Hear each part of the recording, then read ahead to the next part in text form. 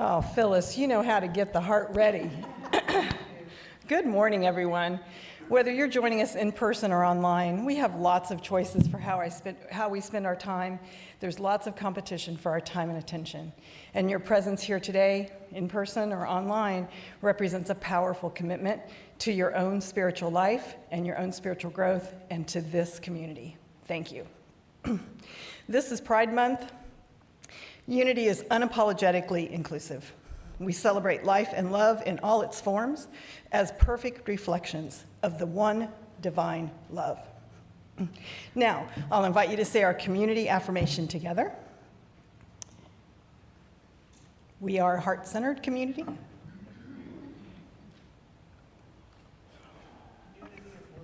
Unity of Bloomington is an abundant future in alignment into truth principles, live our faith, and trust the process.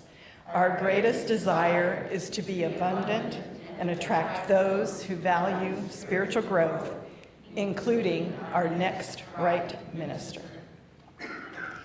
And now we're going to have a song. I'd like to invite you to stand as you're able.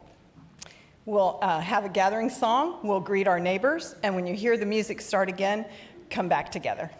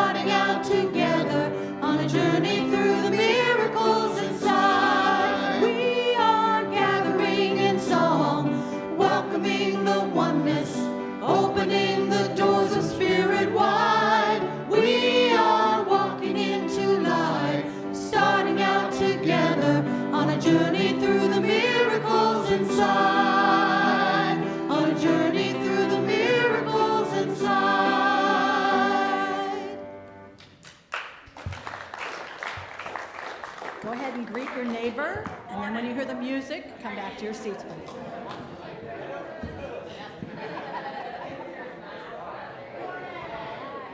I think so. Yeah, yes.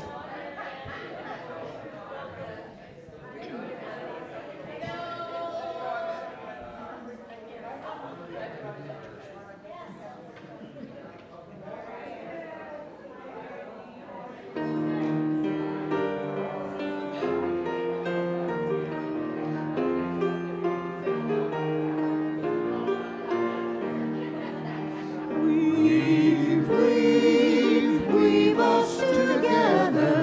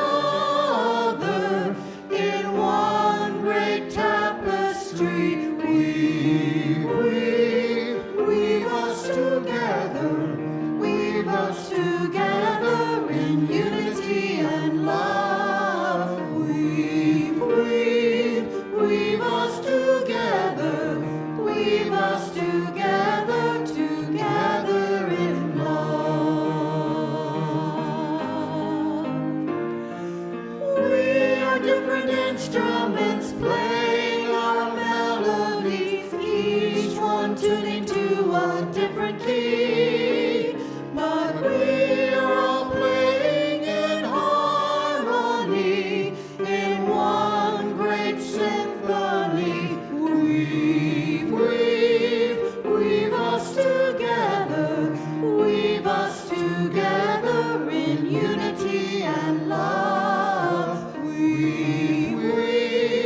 Weave us together, weave us together, together in love.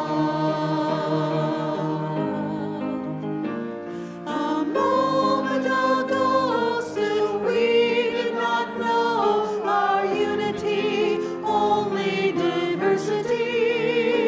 Now the Christ in me reached the Christ in thee, in one great family.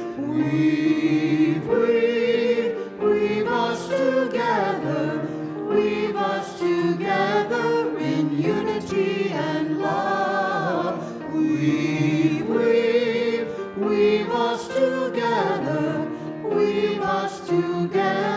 together in love. Please be seated. Our speaker today is no stranger to this lectern, and we're delighted to welcome Reverend David LeBeau back. After graduating from Indiana University in 1972, David served in the Navy as a Supply Corps officer, first on a nuclear-powered submarine and later with the Pacific Fleet in Pearl Harbor. He retired at the rank of lieutenant commander. In 1989, he completed the ministerial education program at the Unity School of Christianity and served as a minister at Unity of Bloomington for 20 years between 1989 and 2012. He worked with all the wonderful people who helped Unity outgrow the spaces at 6th and Washington and at 14th and Dunn to arrive at this beautiful facility today. He also taught stress reduction methods at the IU School of Public Health and has taught senior yoga for the past 12 years. Along with his wife Natalie and their cat Logan, he now lives in Richmond, California, near their two sons, Robert and Richard, and their daughter-in-law Jennifer and grandson Oliver. We're fortunate to have them back in town visiting their daughter.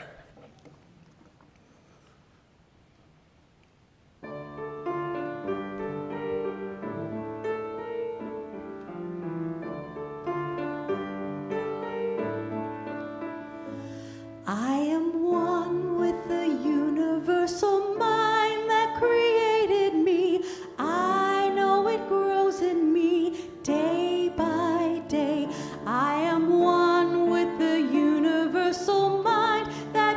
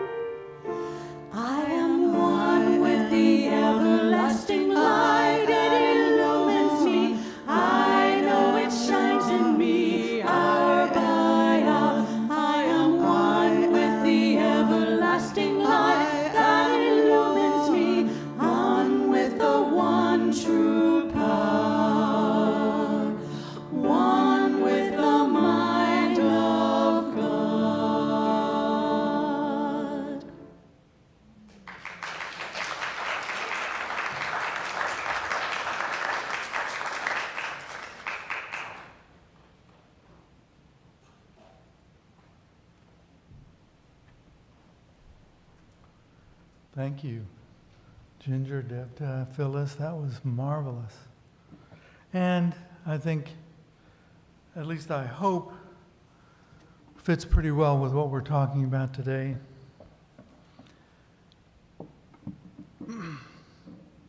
Michael Mays accused me of preaching from whatever book I happened to be reading. And there were quite a few.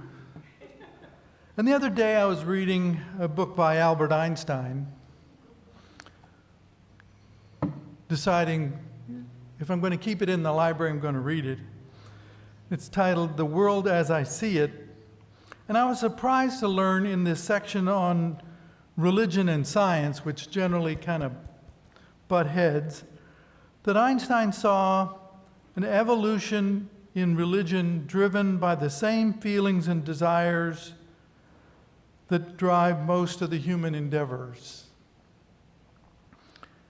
The religion of primitive cultures, he said, was driven by fear, of course, the trying to control the weather and the seasons and the animal migrations, and there was all this praying to the spirits of those things, the animals, the sky, the thunder, but driven mostly by fear. Now, as civilization developed and we developed cities and nations,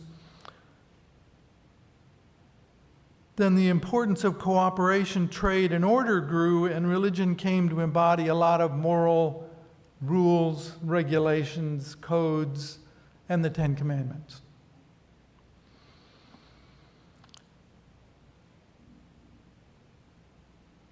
And of course, gods became much more anthropomorphic. The Mongolians have reverence for the blue sky, but that blue sky, kind of in other religions took on a beard and, robes and a thunderbolt occasionally. But that was true of the Greek religions and the Roman religions and even the Indian religions. But according to Einstein, finally, in exceptional individuals and community, there evolves a third state of religious experience, which Einstein called the cosmic religious feeling. And that's important.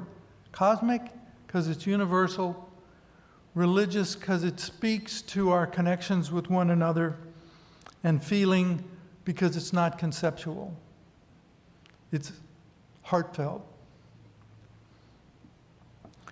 To experience, and this feeling, which included wanting to experience the universe as a single, significant whole, something we might call unity, and feeling the sublime and marvelous order which reveal themselves both in nature and the world of thought. He goes on to say,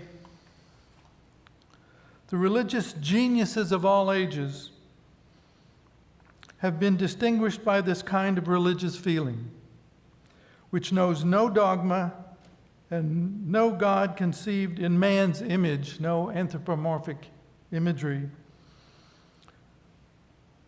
Hence, it is precisely among the heretics of every age that we find the men, and I would add women, who are filled with the highest kind of religious feeling and were in many cases regarded by their contemporaries as atheists. Welcome to unity. Unity is one of those exceptional communities, focused on principles and not commandments. We still might ask ourselves, when was the last time we experienced that wonderful cosmic feeling? Maybe when we heard the music just now. But the oneness and the wholeness tends to escape us as we get busy and as we get attached. And I want to talk about that. The Fillmores invited this feeling by sitting in the silence every night for an hour. The result ultimately became silent unity. But that's kind of a steep step for most of us. An hour, a night, every night. And in fact, those who teach meditation and study meditation say that's probably not a good idea to start with. Shouldn't sit for more than half an hour, then get up and move around and do something else. And really, if we start with 5 minutes a day, 5 days a week, that's a good place to start. You know, it's a low bar. And I like a low bar. In my experience, the barrier isn't finding the time for sitting, particularly if it's 5 minutes a day or 5 days a week, or the skill needed to mindfully simply sit and notice what the ego mind is doing, and it's usually doing all kinds of stuff. The barrier is being attached to all the possessions, behaviors, and experiences that we want to have or we want to avoid. In the field of behaviors and experiences, I'm reminded of a woman who had, I think, 6 children, and then in her early 60s was diagnosed with cancer and suddenly confronted with the question of what is my life about? And up to that time it had been lots of babysitting, all the meals for all the important occasions where the family got together, and any errands that any of her children wanted run at any time. And looking into that, it was driven by fear. It was, what are they going to think of me? And this is what I should do. And I don't have any other choice. Sort of kind of a victim of my own consciousness, my own conditioning. But after that experience with cancer, and she went into remission, she said, you know, I think I want to travel, see my siblings, visit old friends. And so she said to her children, oh, we're done here. And her children said, we need to have an intervention and put you back in your place. But she wouldn't go back into her place, and they had to find other circumstances. And of course, by this time, most of the kids were in school. They weren't toddlers anymore. This was becoming unattached to the conditioning of childhood, of young adulthood. This is my role. This is what I have to do. No, I don't. Now, there's another form of attachment that I want to talk about. I thought I was doing pretty well in my practice of non-attachment with possessions, experiencing a fair degree of equanimity, and then I got sort of a big lesson.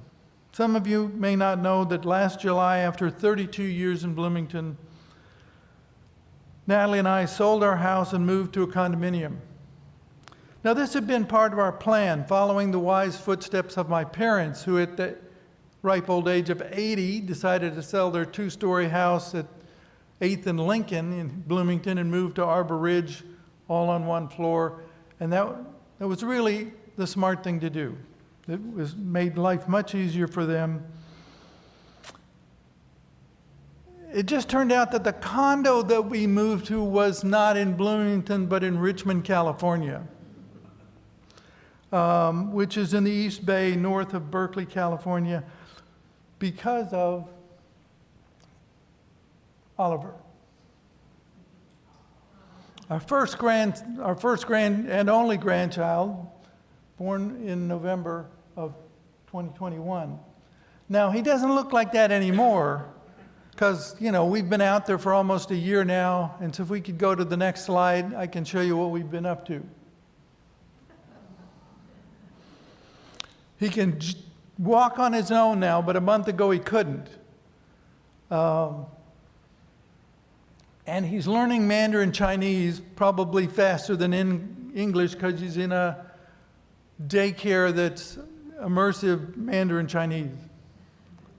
Well, luckily, Natalie and I have been to China and we know a little Chinese. One word. You know. Shay Shay, thank you. But that's what caused us to take on this daunting task and great opportunity of spiritual growth, to downsize from an 1,800 square foot house with a 2-car garage full of stuff to a 1,000 square foot condominium with a carport and no storage space. Okay, let's see what we're attached to. Let's see how challenging this process might be. The opportunity was really to practice non-attachment with equanimity and sort of minimize the pain of grief, of loss, of all that we were going to need to get rid of. Now, there's other ways to do it. You can call Consider It Done or the fire dogs and come in and, let them do it all. They may not do it the same way we might do it. There's also our neighbors had brought in dumpsters and just threw everything in the house into the dumpster. I will admit to doing a little dumpster diving. I got a nice step ladder. I got a flute in a flute case, which I sold to a music store. I got actual cash and books and all kinds. Never mind. I just think there's a better way. But it presents its own challenges. So in 4 months, we made that transition. What turned out to be sort of fun, which I didn't expect, was the garage sale. Now, our neighborhood would have an annual garage sale, and the timing was perfect. It was in May. There were going to be people all over the neighborhood. We just filled our driveway with all this stuff. And finding people who were going to use things immediately that we hadn't used for I don't know how long really felt good. A lot of the camping gear, an old 6-person tent. We're down to 2 people. We don't need a 6-person tent. And all those things, figuring out what somebody might actually pay for this, putting prices on things, and then you know how the garage sale goes. Well, will you take $10? All right, yeah, $10. But generated over $400 to pay for gas to drive to California. It is shocking to see the price of gas here compared to the price of gas in California. And of course, there was the time that Roy and I were dumpster diving out next to the new Sycamore land place. And I got a great post hole digger that only was broken on one side. And I went to Kleindorfer's and got the other handle, and now my son-in-law is the proud owner of a really nice post hole digger. Some things were harder than others. I had this lovely desk, 5 feet wide, 3 feet deep, looked like walnut, probably came out of some office at the, School of Law or something like that. And I really liked it. It had all these 6 drawers and writing things that pulled out, and I had a little hutch with all my religious books that I'd use for talks, my Bible and all the books that Michael talked. Never mind. Anyway, but of course Habitat wouldn't take it because it's too big. Goodwill wouldn't take it because it's too big. Nobody wanted to take it. So I finally put it up on Craigslist, and I got a couple of calls, and one person called and said, well, could you bring it down to Salem so I could take a look at it? I mean, even with all the drawers out, it was too heavy for Natalie, and I called my buddy Devin to come help horse this thing down from the 2nd bedroom to the garage. I said, well, listen, I'll lower the price to free if you'll come here to Bloomington to take a look at it. Well, he didn't know if he could do that. I said, all right, $20. I'll give you $20 to come look at it. Which he did. And he drove up in this 4-door Jeep. And I said, this is not going to work. But they loved the desk. He and his wife were both there, and they said, based on the measurements I gave them, it would fit. And to my disbelief, The two of them hefted this thing up, put it in the back of the Jeep, put all the drawers in, kind of crowded around it, took the $20. They actually were, and I said, no, that's the deal. And away it went to Louisville. So that was sort of this interesting process, and I have some suggestions on what might help us.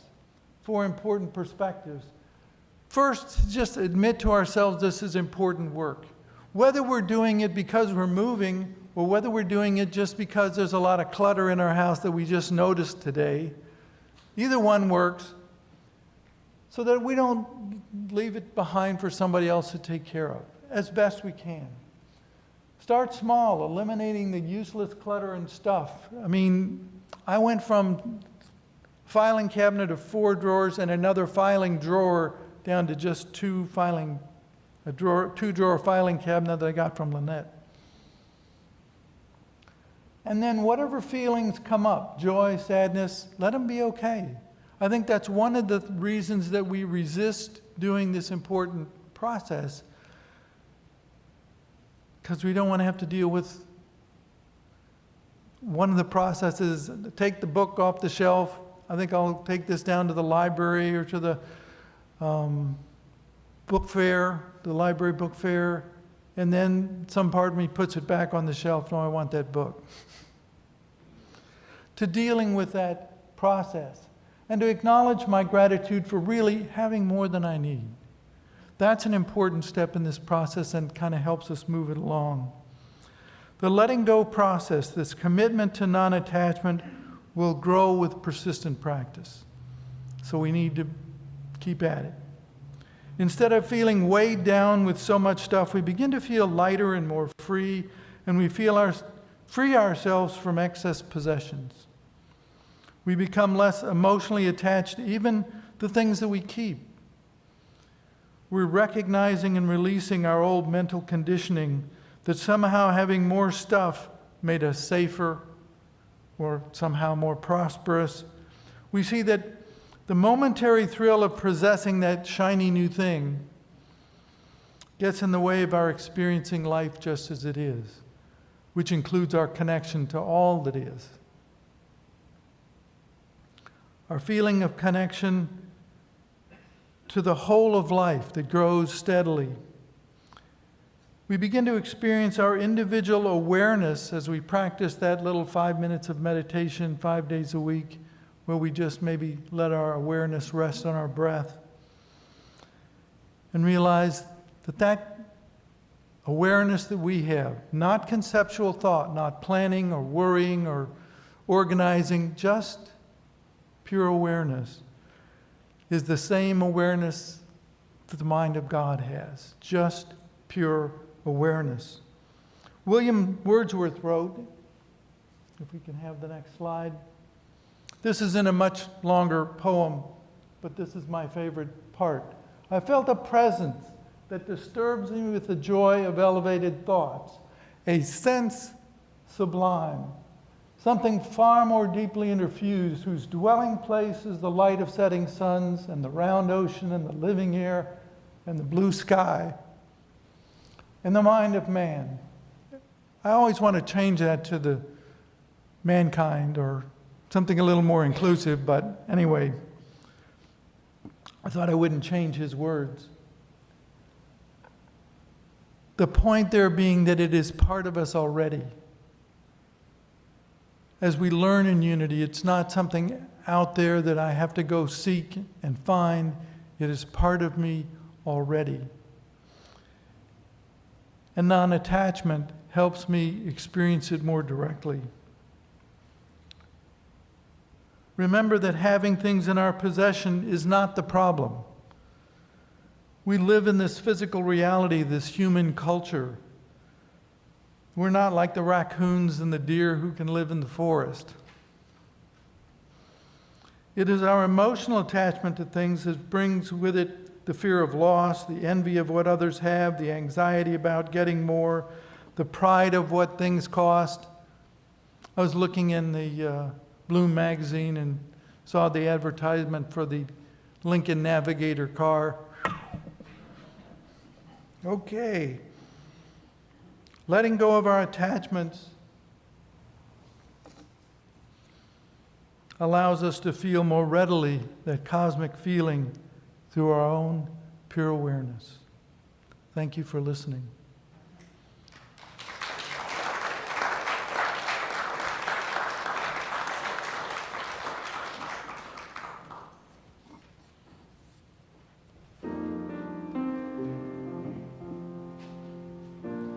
In the silence, there is a sacred place, a secret meeting place.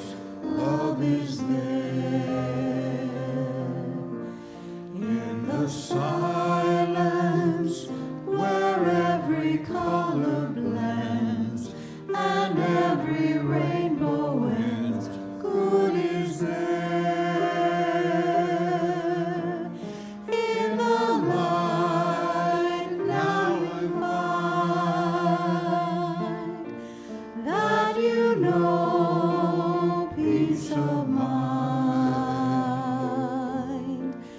In the silence, your path is paved in gold, and all your dreams unfold.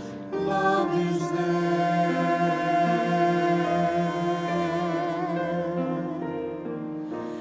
Peace is there.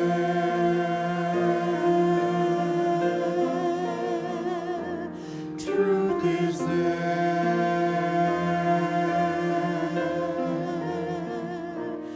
God is there.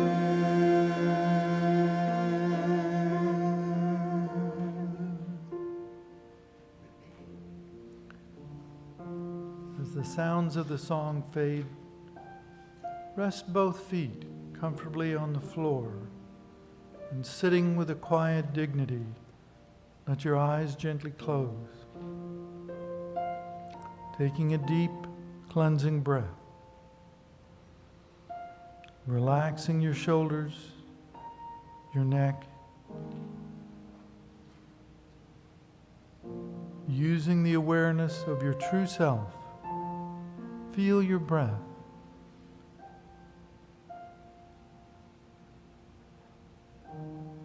Feel how freely it flows in and out. Feel your body adjust, expanding slightly, contracting slightly as you breathe.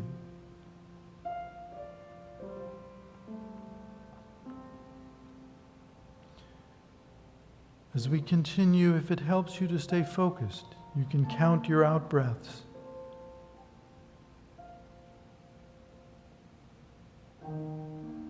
We acknowledge the difficulty of letting some things go, the sadness we may feel as well.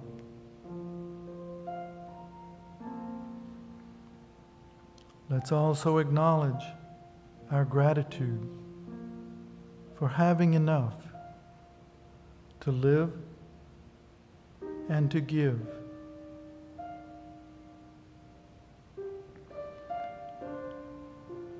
As we free ourselves from attachments, we notice how much lighter we feel, how much more free we feel.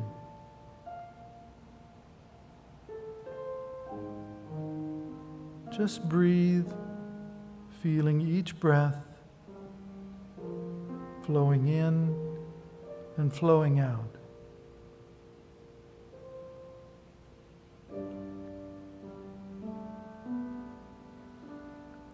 We also feel how this simple, pure awareness connects us to the one cosmic awareness that some call the mind of God.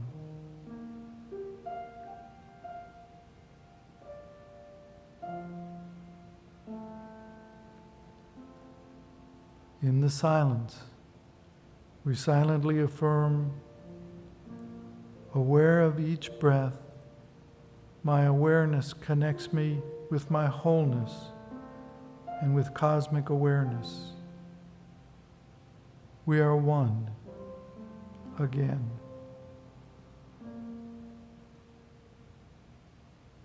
Aware of each breath, my awareness connects me with my wholeness and with cosmic awareness. We are one again in the silence.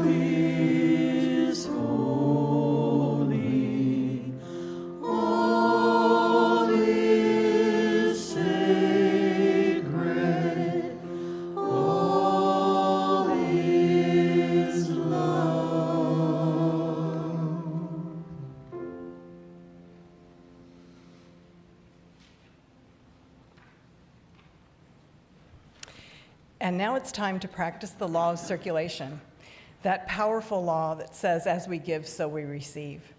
I'd like to say just a short, special word to the folks joining us online.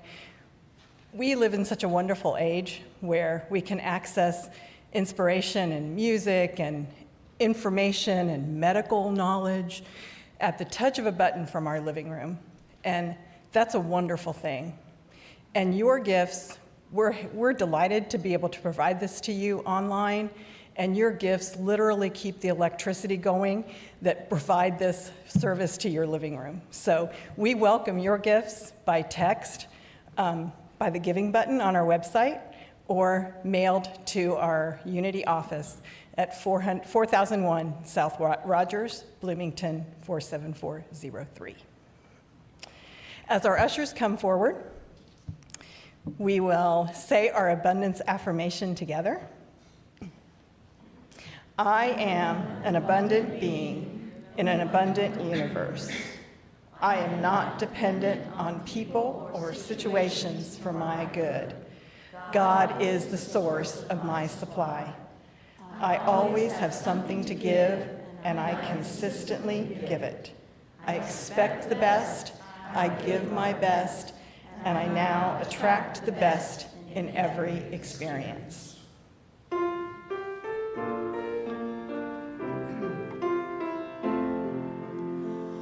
We bless this moment, we bless this time.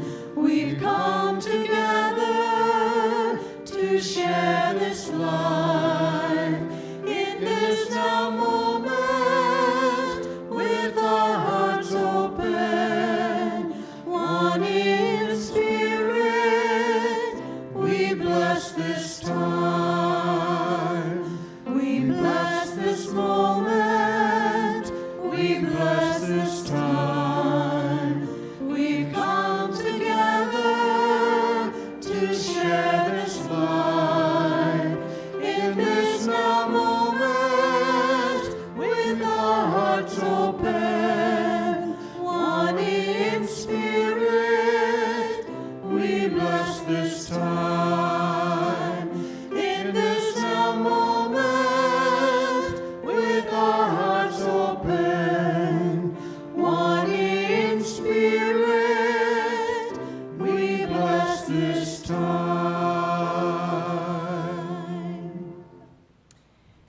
our greeters to come back,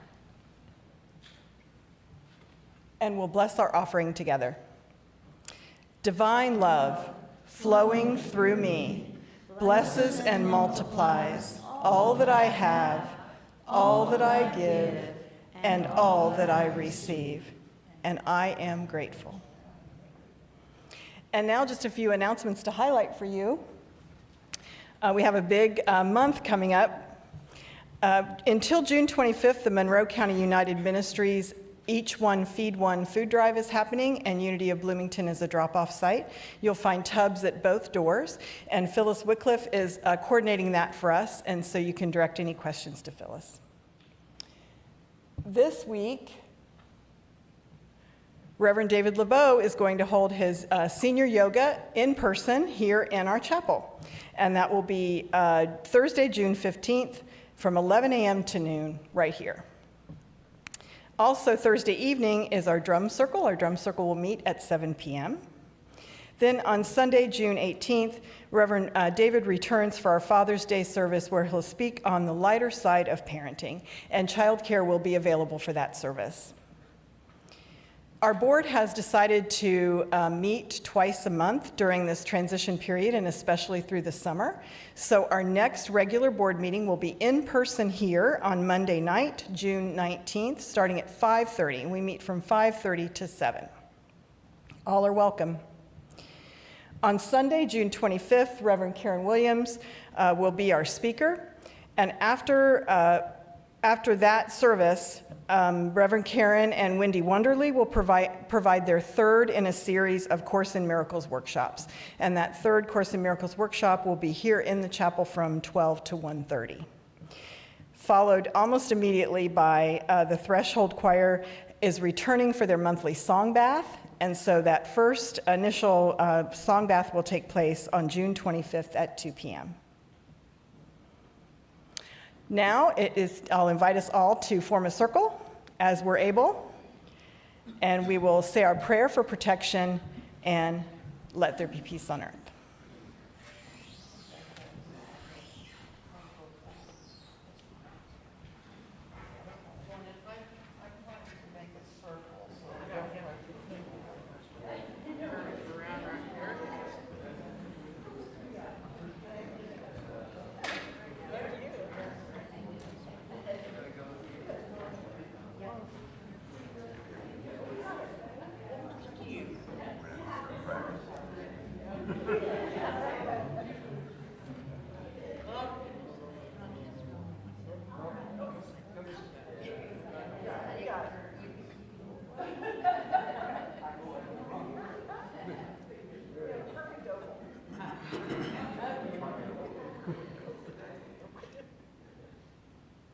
The light of God surrounds us, the love of God enfolds us, the power of God protects us, and the presence of God watches over us. Wherever we are, God is, and all is well.